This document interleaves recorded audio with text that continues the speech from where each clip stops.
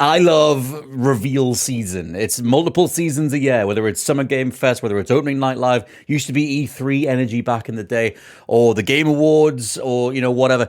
I love this stuff. And so I love last minute rumors. I love last minute things. Gamescom 2025, as I'm recording this, is only like 30 something hours away. And also, I'll take this opportunity to plug, I'm doing a live podcast Wednesday morning. If you dive on Discord, search Scott Tailford.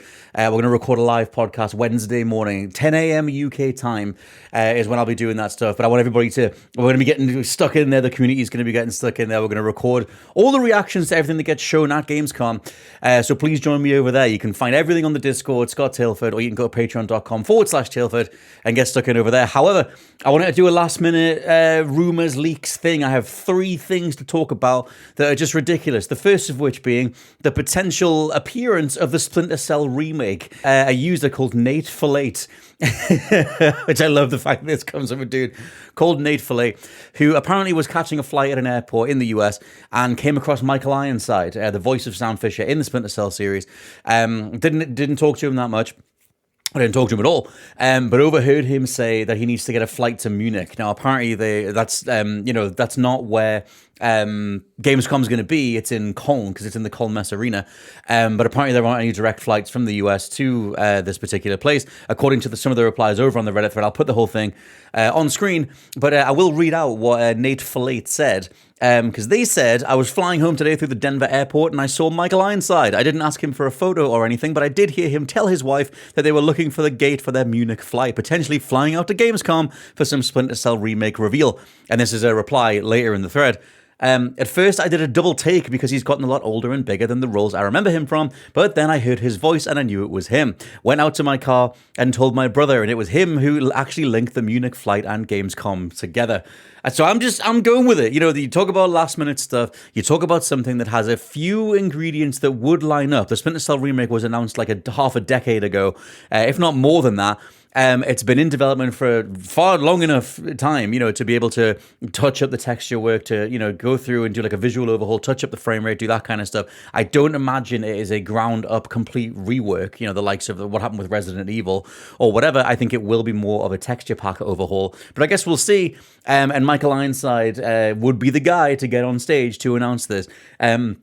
If you dive into a little bit of Splinter Cell history, the reason that Ironside stepped away from the role as Sam Fisher at the beginning of the 2010s and didn't voice Sam Fisher in Splinter Cell Blacklist was because he was battling cancer. He had to go through a whole lot of stuff across the 2010s. Thankfully, he got cleared, but that's also why his, Nate Fillet says he looks a lot different these days, just because of how much the dude's been through. But he's an absolute legend, obviously in Hollywood and in gaming as well, because of Splinter Cell. So he is hoping, that would be fantastic. There's a lot of stuff announced for Gamescom, but nothing that we know from Splinter Cell, and it's been long enough that we are overdue an update, and Ubisoft could use a win as well. Super quick, for the sake of plugging stuff, I do the Just Good Game News every Friday afternoon. If you want a positively skewing community-fueled gaming news show, it is taken from the Just Good Game Show, which is one of the things that's over on the Patreon. So please forgive me for plugging stuff. But yes, you can get the Just Good Game News on a Friday. That thing's uploaded to YouTube, but it's only a portion of the Just Good Game Show, which is released in full on a Wednesday if you want to pay for the early access stuff, and then it goes to free feeds on Saturday. But maybe I'll see you on Friday as well. I'll always be here. I'll always be here on a Friday.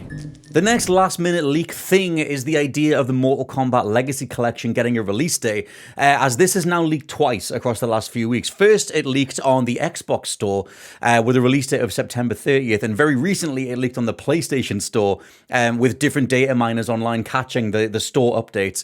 Now, the release date for that was October 30th, which is a Thursday, which makes me think it probably isn't correct. Usually when a lot of these dates leak and it says the 30th, they tend to be placeholders. It's why so many different games leak with December 30th as a potential date, but it's just a placeholder for that particular year or that particular month. Still, though, the fact that we've had 2 storefronts updated and then the title being removed in quick succession points to the idea of this thing at least having a release date out there so people can finally put their pre-orders in, because we don't have an official release date. We have trailers and teasers, but that's it. And there are also plenty slots left in the Legacy Collection where, initially I forget how many games they've already confirmed, but it's all 4 of the originals. And then it's a bunch of handheld games like Mortal Kombat Advance on the Game Boy Advance. It's the Game Boy Advance version of Deadly Alliance. And initially, they left 4 slots. There were 4 question marks in the initial teaser to say, hey, we're going to be adding more games to this thing. One of them is Mortal Kombat Trilogy. And then there are 3 slots left. So I assume, because Mortal Kombat Legacy Collection is listed as appearing on the Thursday as one of the Gamescom official streams. So something is happening with this game.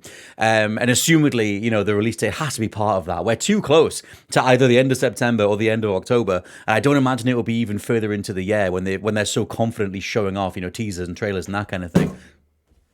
The hell was that? Did you hear that on the microphone? Something... The Mortal Kombat figures are okay. But yeah, something has to be happening with this game very soon, and I would imagine that it's quite easy for them to finally put the stamp on a release day, given the fact, like I said, that the teasers and trailers are already out there.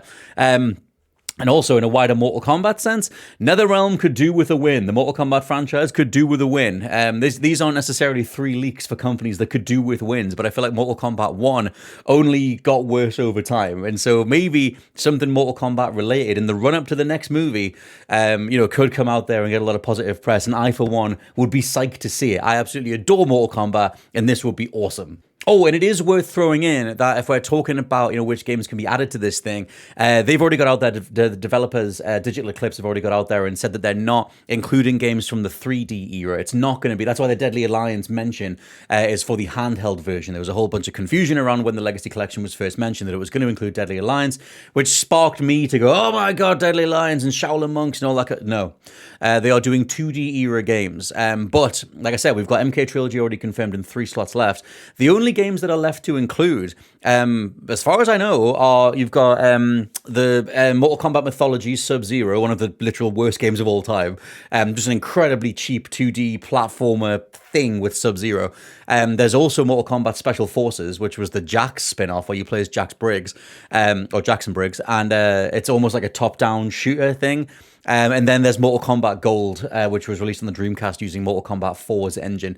Now, yes, MK4 and Gold are in 3D, but they're regarded as, the former era. It's like the 2D era, the 3D era, the HD era, whatever.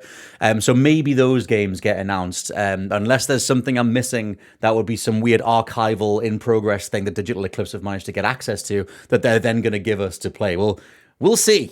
The last one is the biggest one. I think that Hollow Knight Silksong is going to get shadow dropped, or at least we get a release date alongside the Xbox Ally, the Rogue Xbox Ally, which is the name of the Xbox's handheld thing.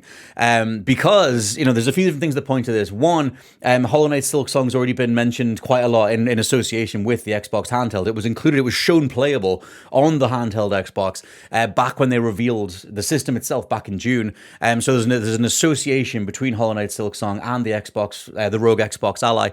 Also, Hollow Knight is playable at the Gamescom on the show floor. Like, it's playable on Xbox, not Switch, not PlayStation. It's specifically playable on Xbox. Again, they want that association between Hollow Knight and the Xbox Ally. And speaking of the Ally itself, that recently leaked on Amazon. It was updated to Amazon storefronts. People got a look at official renders and product listings, and then Amazon went, oh god, sorry, and then they delisted it again. So there's a lot of links right now that just go to dead pages if you try and go on Amazon. But again, like the PlayStation stuff with Mortal Kombat and the Xbox storefront, it proves that people are getting access to these assets. People are being told to list these products, and then they get a little bit ahead of themselves and have to pull everything back. But still, the Rogue Xbox Ally is in the conversation more than ever. And again, we know that's going to be at the show. It's listed, I think it's listed as a part of the Wednesday stream, because you have opening night live on Tuesday night, then you have the Wednesday stream, the Thursday stream.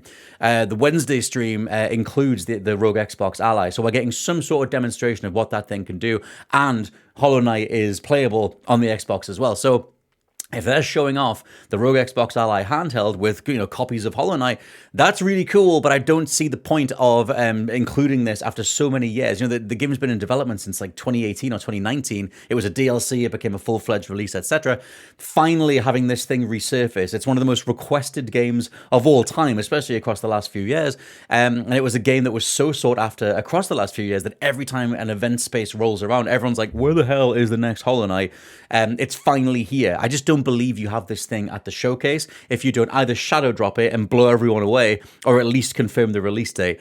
Because that's a whole other thing in regards to the Rogue Xbox Ally, that we don't have a release date for this thing yet. So assumedly, you can tie them both together and just blow everybody away. Again, this is 3 newses where the companies could do with a win, but on the Xbox side, the Series X isn't selling very well. Xbox's console sales haven't been doing very well worldwide, especially in Japan, and they could also do with a bit of a win. The hybrid console approach is very much the thing right now, considering how well the Switch 2 has sold, and it makes sense for Xbox to plant a foot firmly in this space, say, hey, by the way, this system's going to be available very soon. Here are the specifications for this thing.